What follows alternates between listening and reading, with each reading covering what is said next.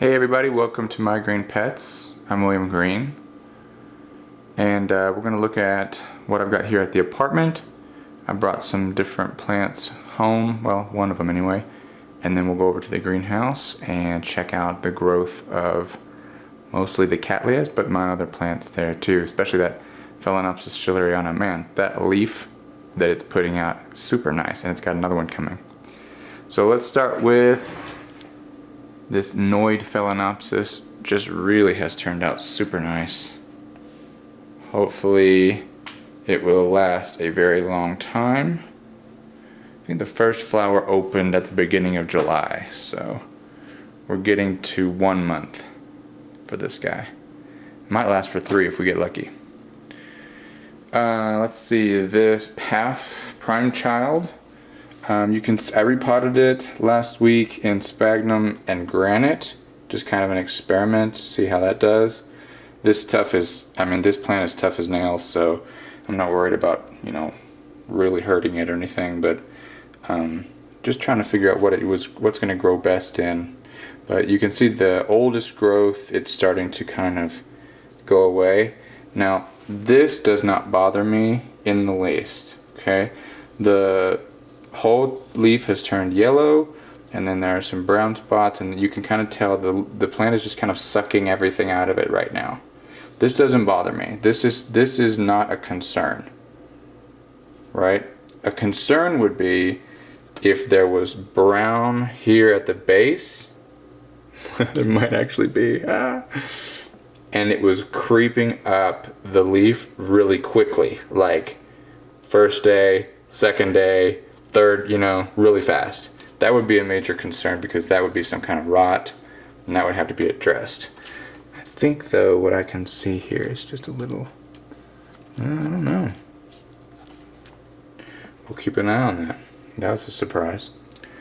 Okay, so here's one of the plants that I brought home a couple days ago because it's got an alarming situation going on. So this is one of my Cattleya rex seedlings.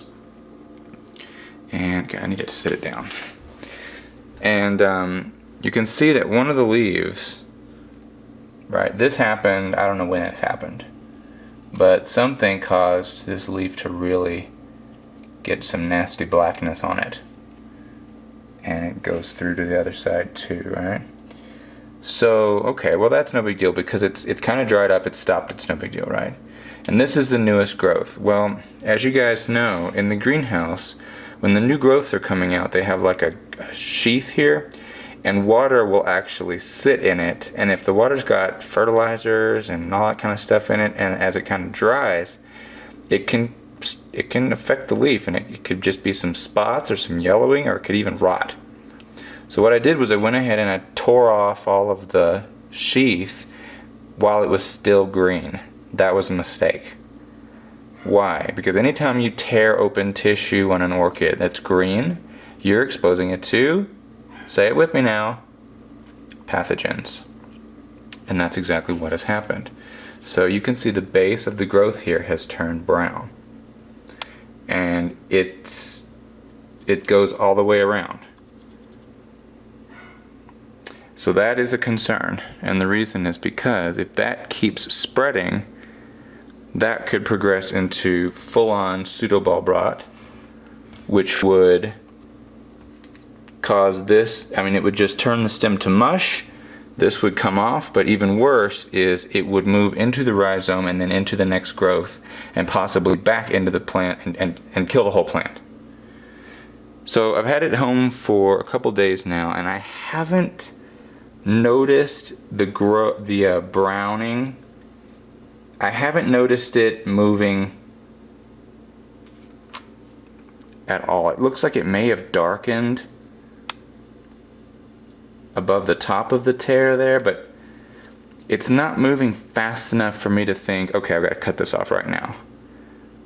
But it's close. If I feel like it's progressing, I'm going to have to take that whole pseudobulb off.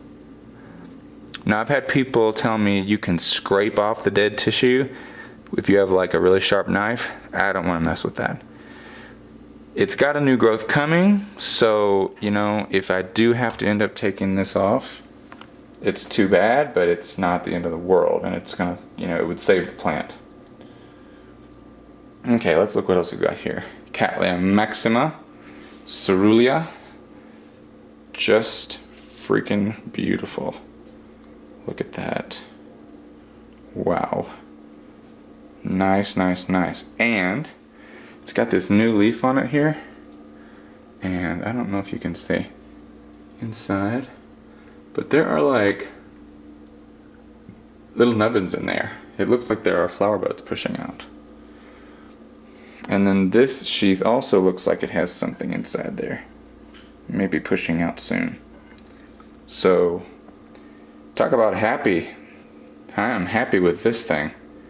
It's a performer. Behind it I have 2 Bulbophyllums, medusae, and lovely Elizabeth. Just want them to harden off their new growths. Looks like they've got second round of growth coming on.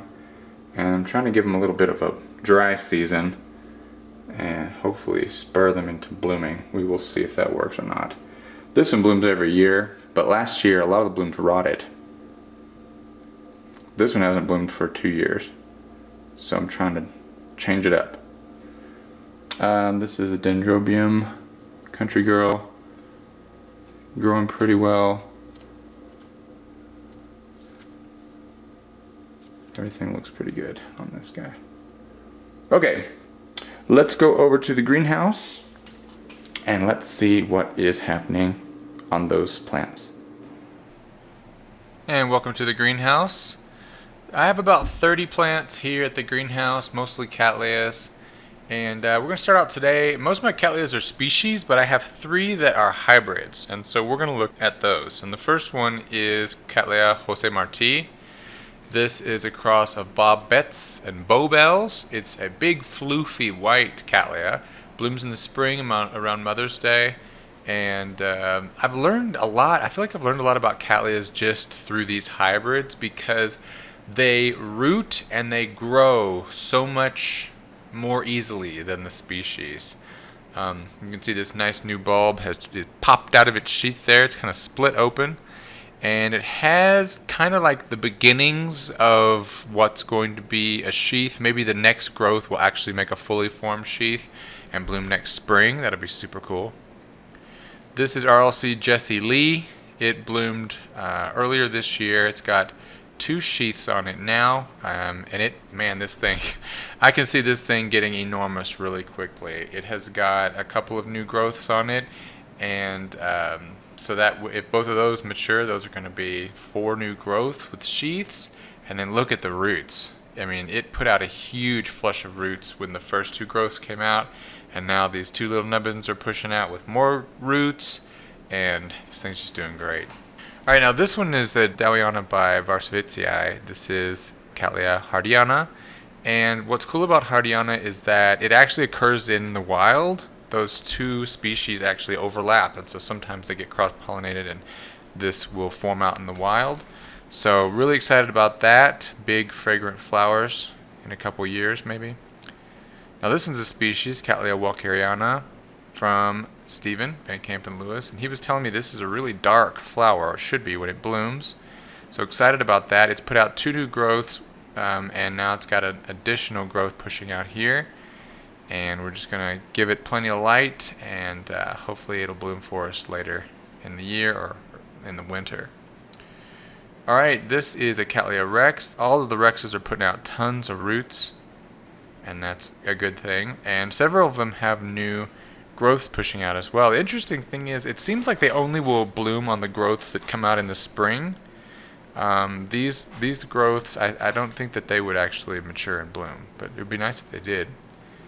Cattleya rex was in bloom earlier in July, actually, and 3 of those flowers got pollinated, and we can see that the seed pods are really starting to form now. They've gone from like a stem to kind of a swollen structure, and it's got 3 sides, and it's got little ridges that are starting to develop, and it's really cool to watch them. I watched one mature last year, and went all the way to seed formation, so that was really cool. Hal is a Bulbophyllum echinolabium, and he's got 3 spikes blooming nicely. The one in the back there is just faded. I've been trying to get Hal pollinated, and I've tried pollen from different plants and his own pollen, and he kind of reacts a little bit, but he doesn't go through with it. So, Phalaenopsis schilleriana, again, the new leaf on it is just looking so nice, and it's got another new leaf. So, I don't know. It lost 2 big leaves earlier this year, and so I was thinking, well, maybe it's not going to have enough energy to do much when it blooms, but we should be looking for a spike within a month or so. Alright, the Catasetums. Last week I showed you that I had severely burned their leaves with 91% isopropyl alcohol. I was trying to get the spider mites off of the bottoms of their leaves, and what I did this week was I took them home. I got soap and water and literally just washed every single leaf, rinsed them off real good. Gave them all a good spray with cyfluthrin, which is a type of chemical pesticide. It's supposed to work for mites. We will see. So hopefully we will still get some nice blooms on these. Good thing is, even though the leaves don't look great, they'll fall off. It'll grow new leaves next year. Alright, well, I really appreciate you guys stopping by to check on my green pets. We're kind of in a growth phase right now, but hopefully we'll see some new buds and spikes poking up soon. So until next time, appreciate you guys stopping by. I'm William Green. These are my green pets. Happy growing!